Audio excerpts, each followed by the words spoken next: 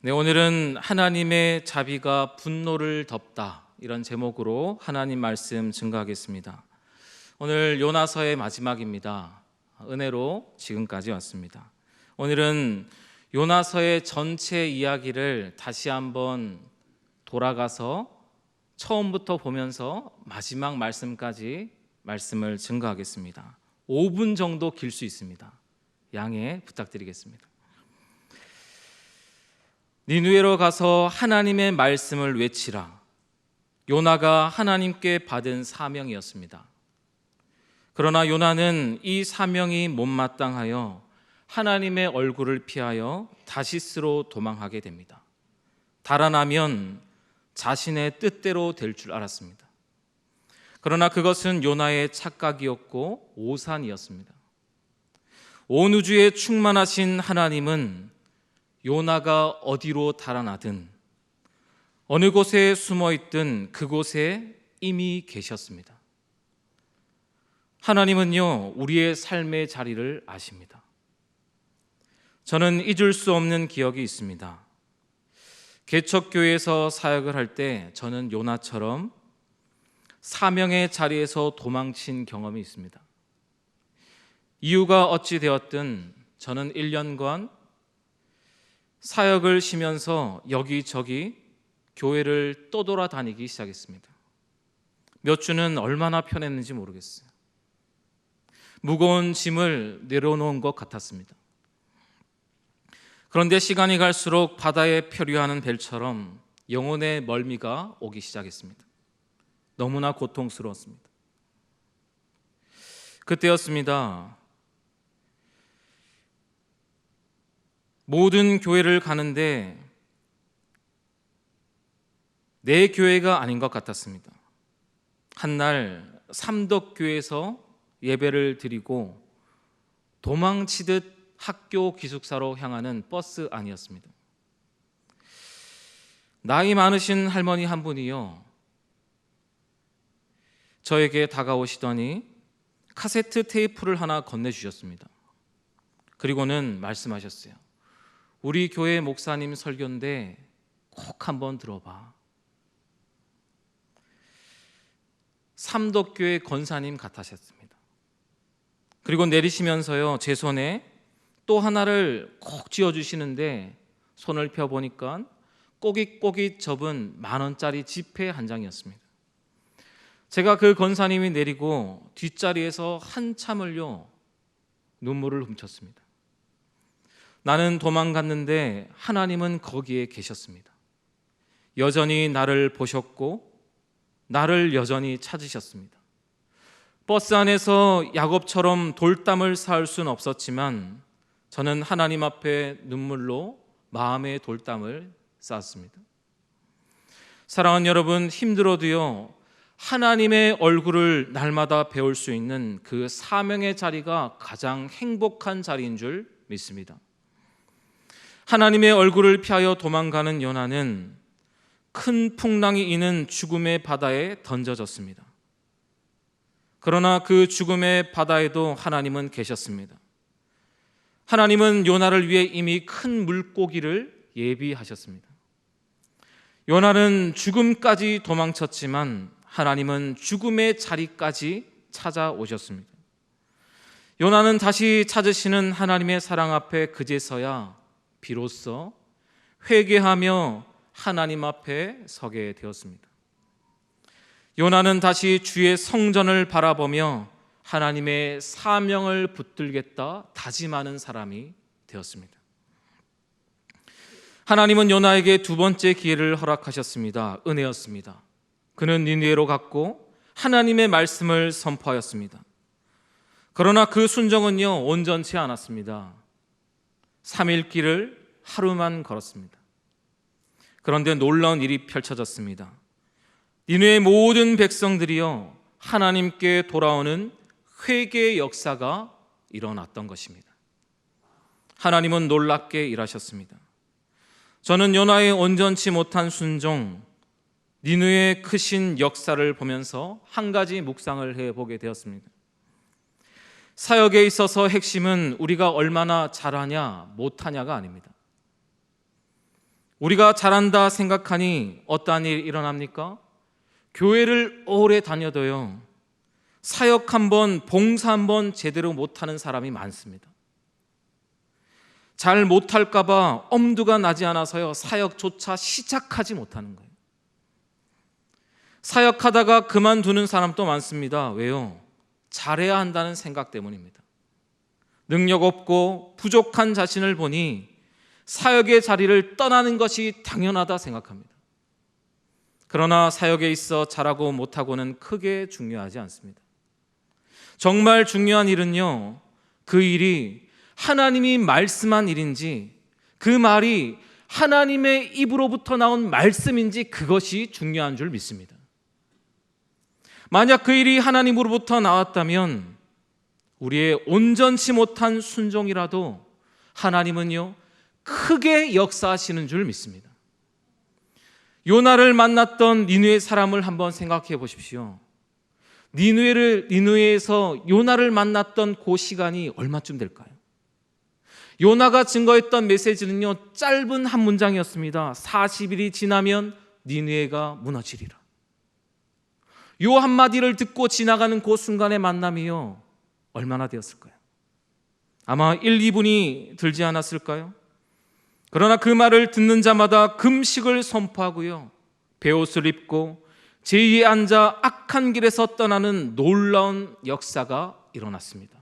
이유가 무엇입니까? 하나님의 뜻이 거기 있었기 때문이었습니다. 사역을 할 때 가장 중요한 문제는요, 다른 문제가 아닙니다. 잘하느냐 못하느냐가 아니라 하나님이 말씀한 일인가, 하나님의 입으로부터 나온 말씀인가, 그것이 중요합니다. 그러면 온전치 못할지라도요, 하나님은 크게 역사하시는 줄 믿으시는 여러분 되시길 축복합니다.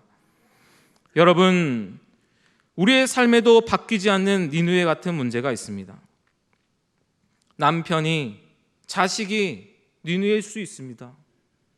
직장이, 자신 개인적인 신앙이 하나님 앞에 니느웨처럼 있을 수 있습니다. 니느웨는 우리의 순종을 더디게 만듭니다. 그런데 그 문제를 해결하는 데 있어서 정말 중요한 포인트가 뭔지 아십니까? 그 포인트는요, 그 핵심은요, 내 삶의 문제를 하나님의 문제로 만들어버리는 것, 그것이요 너무나 중요한 겁니다. 어떻게 내 삶의 문제를 하나님의 문제로 만들 수 있을까요? 이 문제를요, 하나님이 말씀한 말씀이요, 하나님이 말씀한 일하면 하나님이 행하시지 않습니까? 우리는 온전치 못해도 우리는 연약하나 하나님은 크게 역사하시는 겁니다. 그렇다면 우리의 문제를 어떻게 하나님의 문제로 바꿀 수 있을까? 두 가지입니다. 첫 번째는 말씀이죠. 느헤미야는 유다와 예루살렘, 즉 고향 땅이 큰 환난을 당하고 능력을 받으며 하나님의 성전이 무너졌다는 소식을 듣게 됩니다. 이 문제는 느헤미야에게 큰 충격적인 사건이었습니다. 여러분, 잘 아셔야 되지만 모든 사건이요, 사람들에게 동일하게 들어가지 않습니다. 나라와 민족의 문제가 모든 사람들에게 충격적으로 다가오지 않습니다. 문제는 동일하나 그 문제에 대한 반응은요, 지극히 개인적입니다. 요나의 이 문제는요, 개인적인 문제였습니다. 그러나 그는 하나님 앞에 어떻게 나아갑니까? 말씀 한번 보실까요? 느헤미야 1장 8절 9절 말씀입니다. 함께 교독하겠습니다. 옛적에 주께서 주의 종 모세에게 명령하여 이르시되 만일 너희가 범죄하면 내가 너희를 여러 나라 가운데 흩을 것이요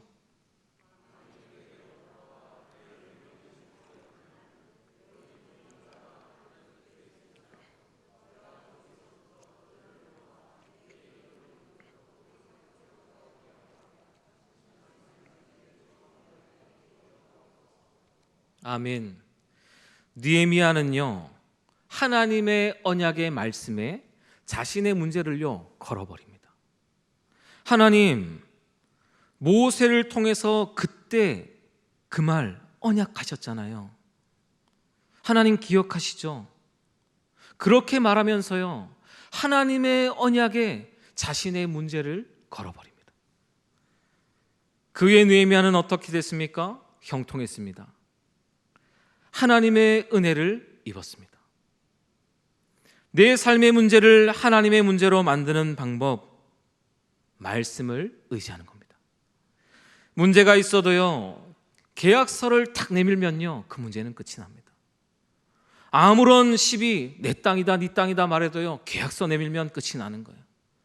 여러분, 하나님의 삶도 신앙도 마찬가지입니다. 우리의 삶의 문제도 마찬가지예요. 하나님의 말씀의 계약서를 탁 펴서요, 하나님 앞에 하나님 그때 말씀하셨잖아요. 그 문제에 우리의 문제를 탁 걸어버리는 순간 그 문제는 하나님의 문제가 되는 줄 믿습니다. 사랑하는 여러분, 말씀을 붙드는 여러분 되시길 주님의 이름으로 축복합니다.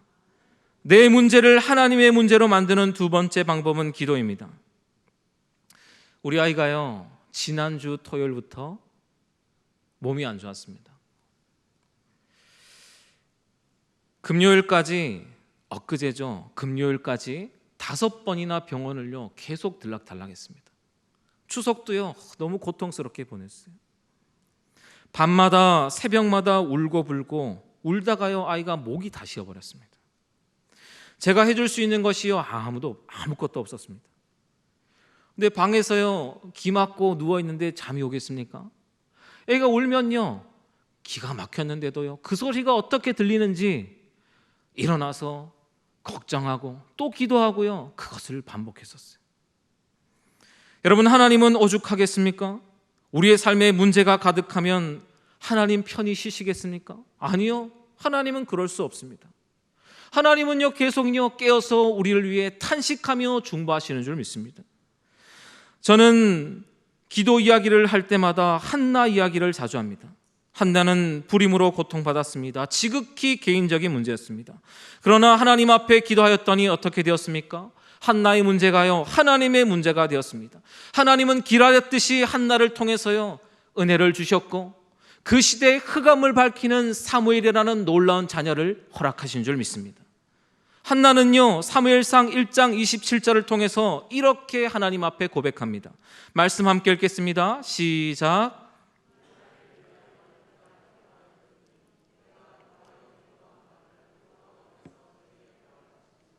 아멘. 하나님은요 기도하는 자를 돌아보시는 줄 믿습니다. 하나님은 늘 보십니다. 그러나 기도하는 자를요 도와줄 수 있는 줄 믿습니다.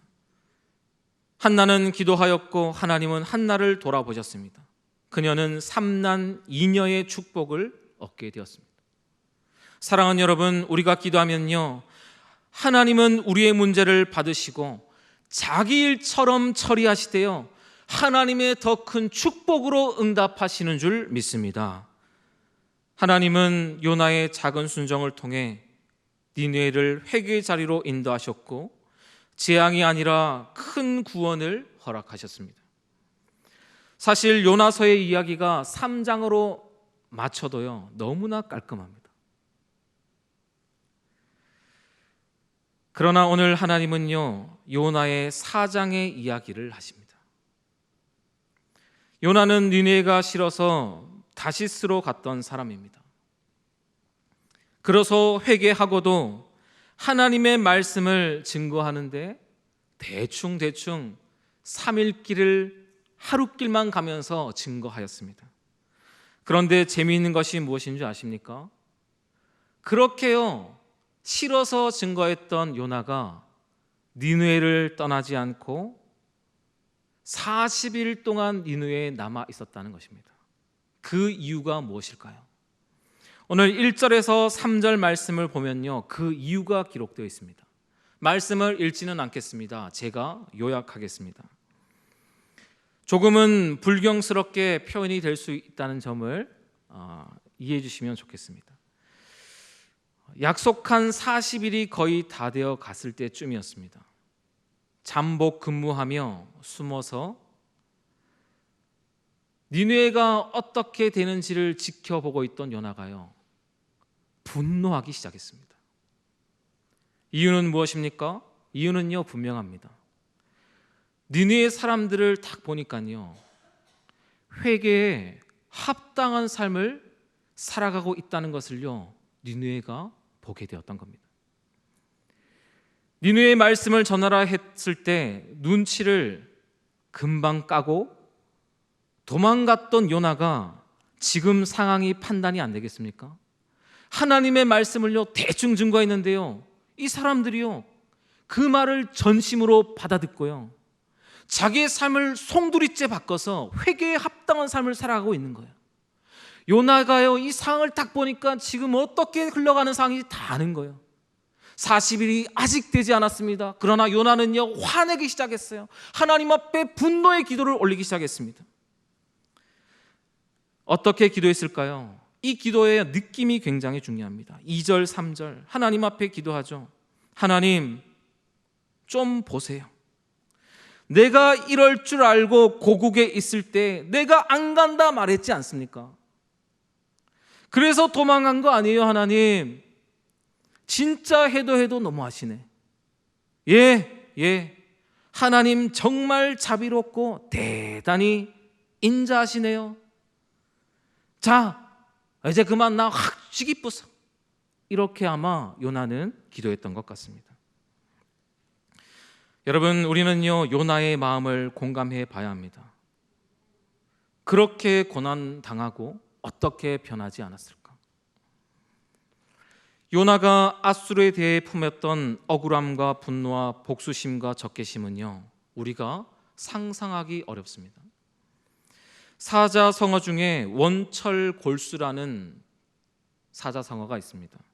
원한이 골수에 사무친다는 뜻입니다. 비교할 수 없지만 제가 중학교 때의 일이었습니다. 소위 일진이라는 아이들, 그 아이들에게요 제가 맞았던 적이 있었습니다. 일진에게. 그때는 제가 지금처럼 근육질이 아니었습니다. 제가 맞았던 이유는요 일진 친구가 지극히 개인적으로 기분이 나빴는데 그 기분을 풀기 위해서요 반 애들을 많이 때렸습니다. 그때 저도 한 대 맞았습니다. 여러분 혹시 맞아 보셨습니까? 제가요 그 한 대 맞고 기분이요 나쁘다 못해서요 얼마나 불했는지 모릅니다. 그날 내내 공부가 안 됐어요. 자는 내내 잠이 안 왔습니다. 얼마나 분했는지 모르겠습니다. 그때 기억, 지금 또 꿈을 꾸면요 제가 한 번씩 꿔요. 여러분 꿈은 무의식 세계 아닙니까? 근데 지금 또 꿈을 꾸면요 그 친구가 제 꿈에 나타나서 꿈의 내용은 그렇습니다. 제가 그 친구를요 죽사발 나게 때리는 거예요. 여러분 기억하십시오. 제가 때렸습니다. 여러분 제 꿈에 나타나시면 안 돼요. 그리고는 꿈속에서요 제가 꿈속인데 내가 이러면 안 되지. 그래도 내가 목사인데. 그러면서요 제가 버떡해요. 여러분 앗술에 대한 요나의 마음이 그랬지 않겠습니까? 요나는 어렸을 때부터 부모와 형제와 이웃과 친구들이요 앗수르의 군대에 처참히 살육당하는 현장을요 유린당하는 현장을 눈으로 목격했을 것입니다. 어린 나이에 그런 모습을 보면 가슴에 한이 맺히지 않습니까? 아녀자가 겁탈당하고 집이 불타는 현장에 서 있는 요나를 한번 상상해 보십시오. 잊을 수 없습니다. 요나의 뼈에 사무치는 원한과 분노가 있었지 않겠습니까? 요나는요 죽어도 그들을 용서할 수 없었습니다. 하나님은 그에게 요나야 내가 성내는 것이 옳으냐? 물으십니다. 옳지 않다는 말입니다. 그러나 요나는 분노했고 분노에 사로잡힌 요나는 하나님의 말씀이 들리지 않습니다. 요나는 초막을 짓고 40일이 될 때까지 다시 기다립니다. 무엇을 기다렸겠습니까? 니느웨의 멸망이었습니다. 그때 하나님은 다시 요나를 위해 박농쿨을 예비하셨습니다. 말씀 보겠습니다. 6절 7절 말씀입니다. 교독하겠습니다. 하나님 여호와께서 박농쿨을 예비하사 요나를 가리게 하셨으니 이는 그의 머리를 위하여 그늘이 지게 하시며 그의 괴로움을 면하게 하려 하심이었더라. 요나가 박농쿨로 말미암아 크게 기뻐하였더니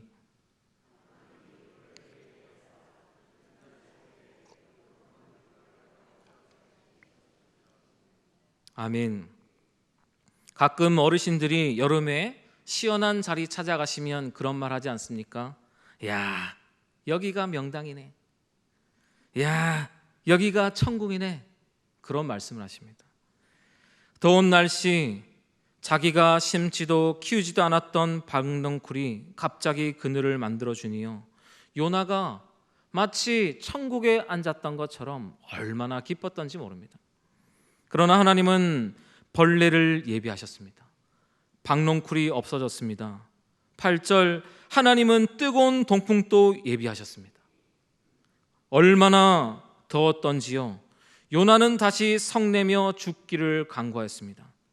그리고 하나님은 철없는 요나를 위한 마지막 눈높이 교육을 하십니다. 10절 11절 마지막 말씀 교독하겠습니다.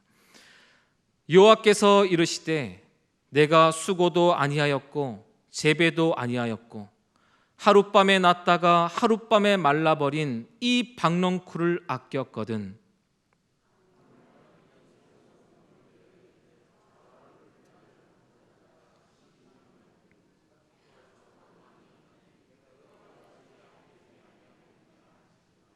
아멘.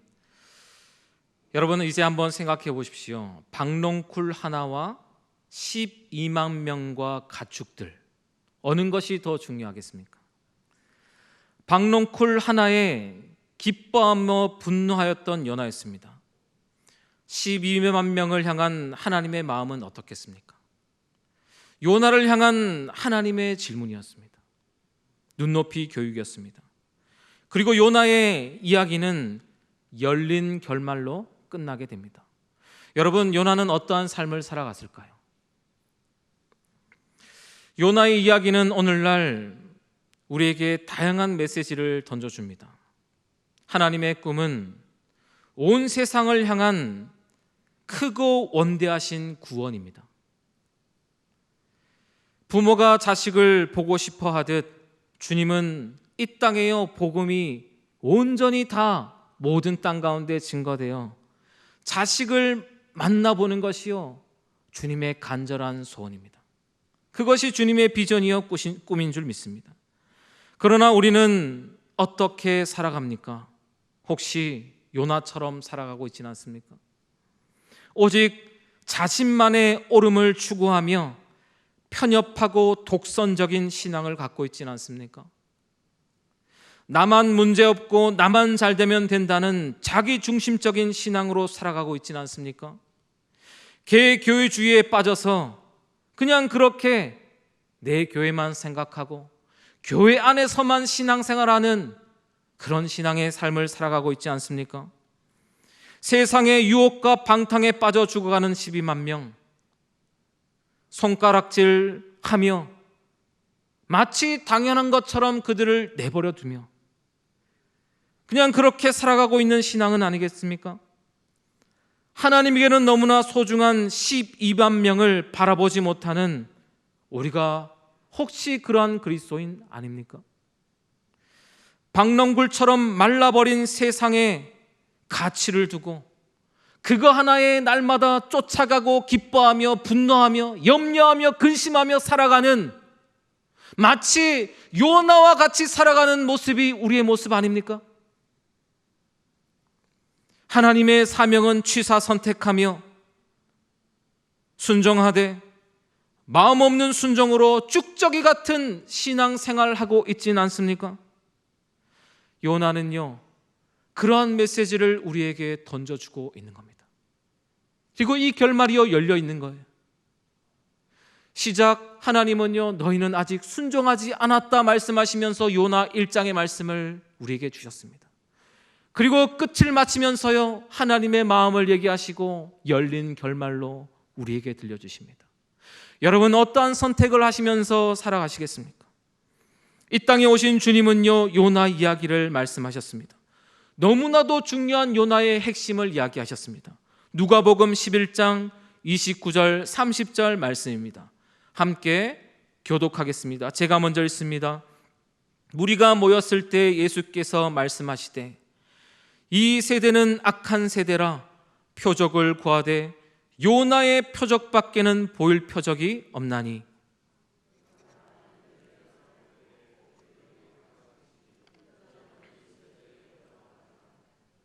아멘. 여러분, 오늘 이 짧은 말씀에요, 표적이라는 단어가 4번이나 반복됩니다.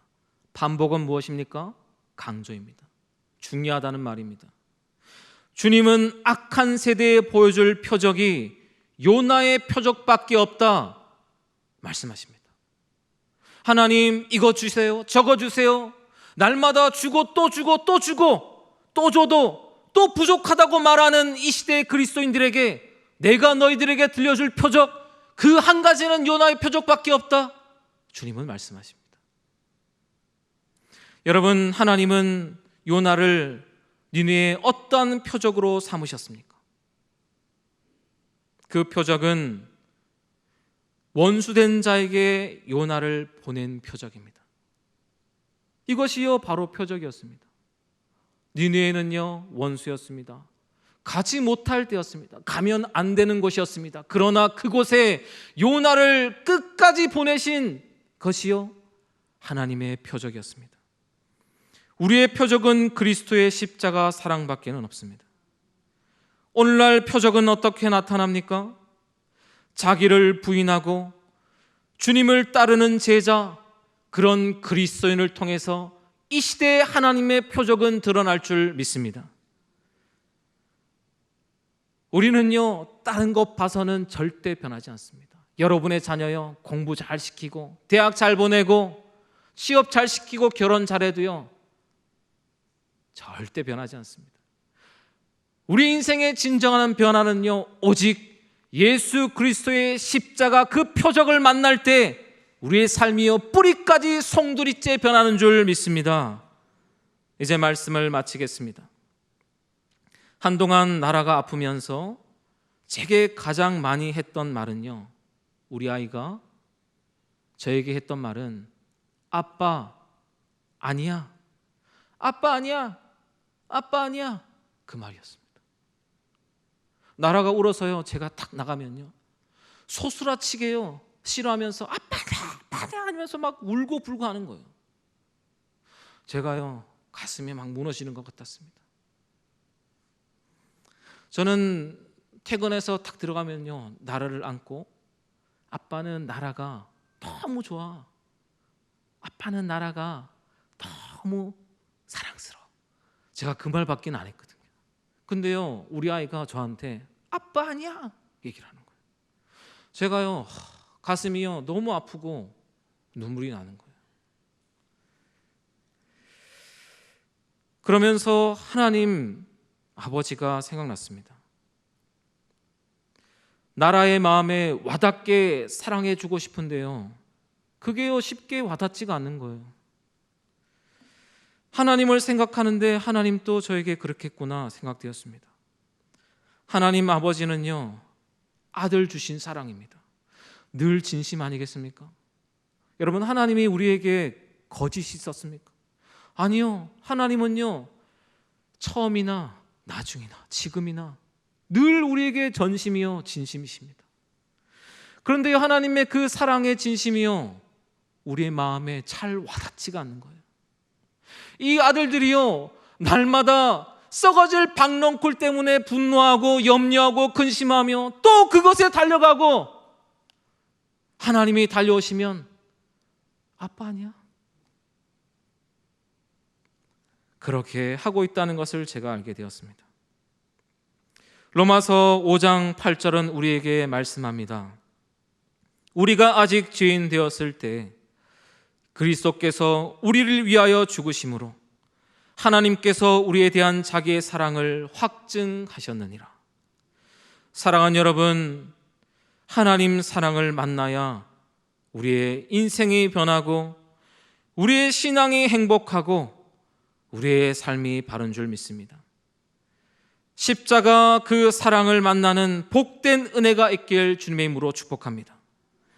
십자가 사랑 만나 세상의 분노를 하나님의 사랑으로 녹이는 사랑의 사도 되시길 주님의 이름으로 축복합니다.